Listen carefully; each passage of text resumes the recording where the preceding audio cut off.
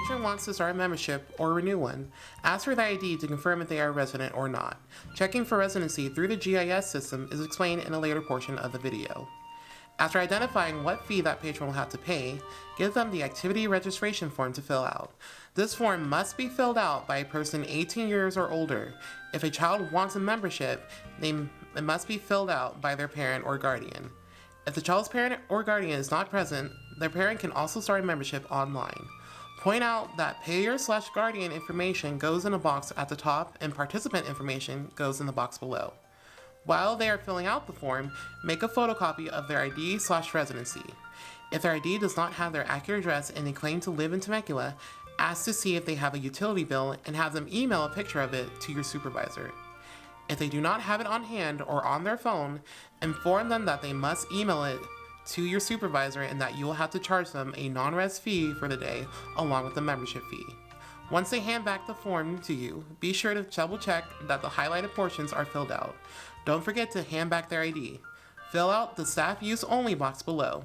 Write their information in the new annual membership/renewal log. Once completed, place the form with the money in the money bag.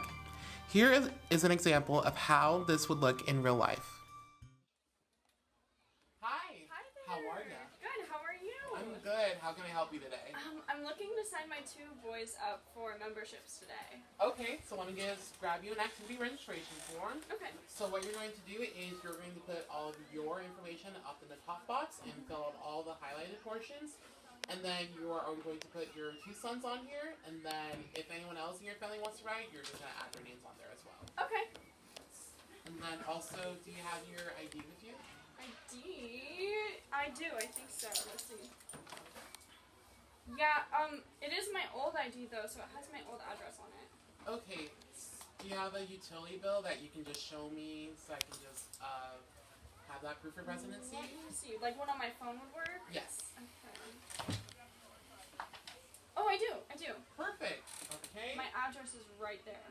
Okay, so let me just put that into our GIS system, and then you can just go ahead and fill out the registration form. Okay.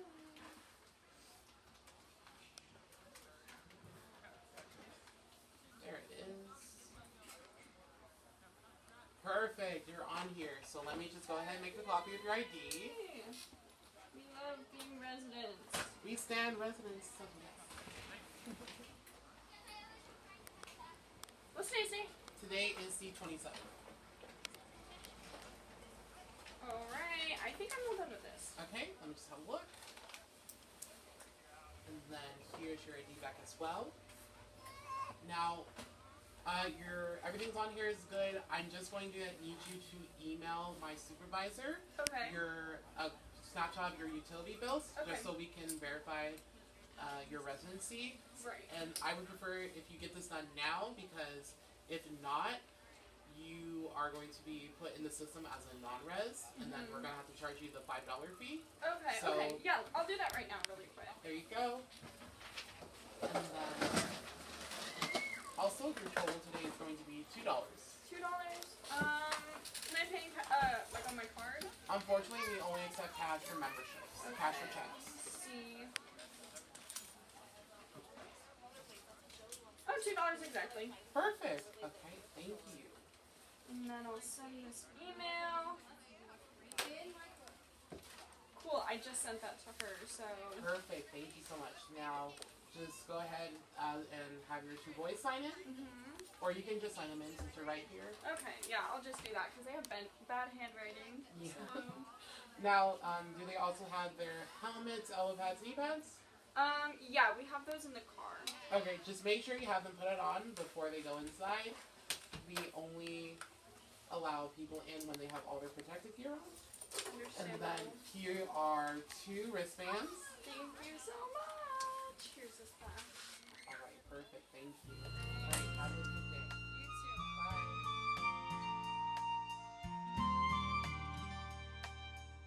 To process a non-resident fee, go to Civic Rec and click on Catalog. Next, go to Point of Sale and click on that. Click on Non-Res Admission to add the fee to the cart. If you need to charge for more than one non-res for the current transaction, click on the Non-Res Admission button as many times as you need to. Next, click on the cart symbol on the right side to open the cart. Click on the blue button to go to checkout. If the patron is paying in cash, click on the cash button on the bottom left side and put the amount of money they give you for the non-res payment. Click on Add Cash Payment and then click on the Complete Transaction. If the patron wants to pay the non-res fee with their credit card, click on the Credit Debit button and ask for their card to fill out the boxes. Remember, we only accept Visa, MasterCard, and Discover. Put the amount due and fill out the card number, expiration date, security code, and the cardholder name and address, and zip. Once completed, click on the blue button below and then click on Complete Transaction. For all transactions, print out a receipt for our records and ask the patron if they would like a copy of the receipt for themselves. Once you print out a receipt, put it with the money in the money bag.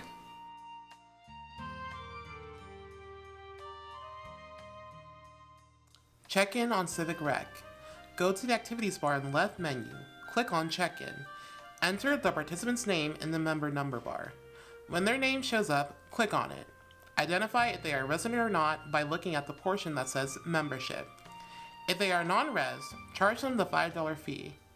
After checking them in on Civic Rec, have the patron sign in on the sign-in sheet and give them a wristband, and make sure they have all of their protective gear.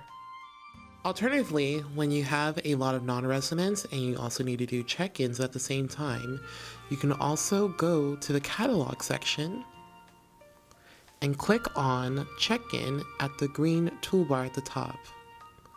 There you can type in the name. The drop-down list isn't going to appear, so you have to type in the name either fully or as much as you can.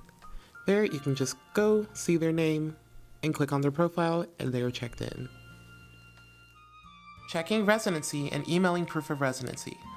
To identify the difference between our residents and non-residents, we use a website called GIS. To use this, click on the Temecula GIS tab and click OK on the disclaimer.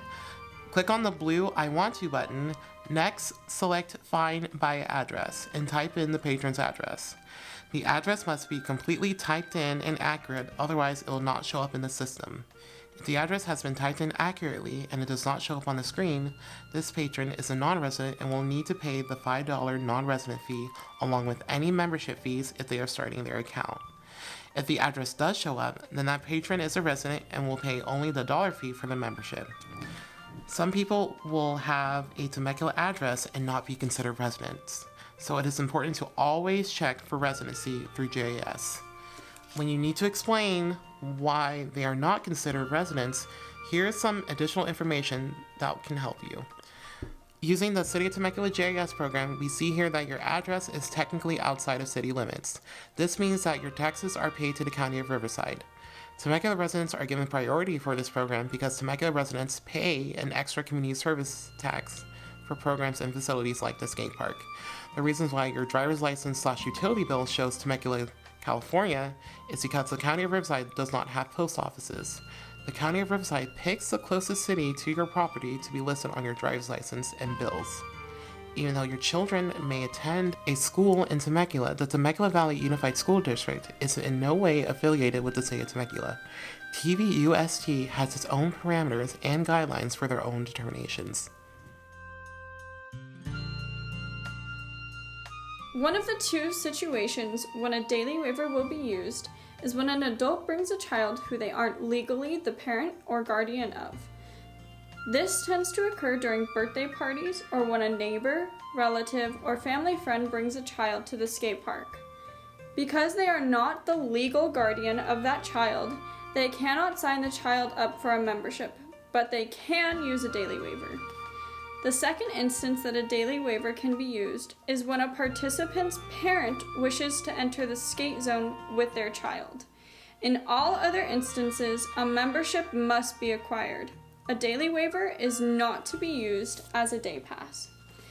Remember, the daily waiver must be filled out by a person who is 18 or over and is only valid for the day it is being used. Proof of residency must still be checked because a non-res fee does apply to the daily waiver. After identifying that a daily waiver is going to be used for that participant, ask for the parent or guardian's ID to check for residency. If the skater and/or parent guardian is a resident, they are able to enter the skate park for free that day. If they are a non-resident, they must still pay the $5 fee. Remember to print a receipt if a non-res uses a daily waiver. Next, have the participant or the participant's parent guardian fill out the daily liability waiver and collect any non-res fees that are due. Have the participant sign in on the sign-in sheet. Once the daily liability waiver is filled out and signed and dated, ensure that all information has been filled out and place the sheet into the daily waiver binder located in the cabinets under the printer. If that participant were to sustain an injury that day, the daily waiver will be used to contact their legal guardian if he or she is not present.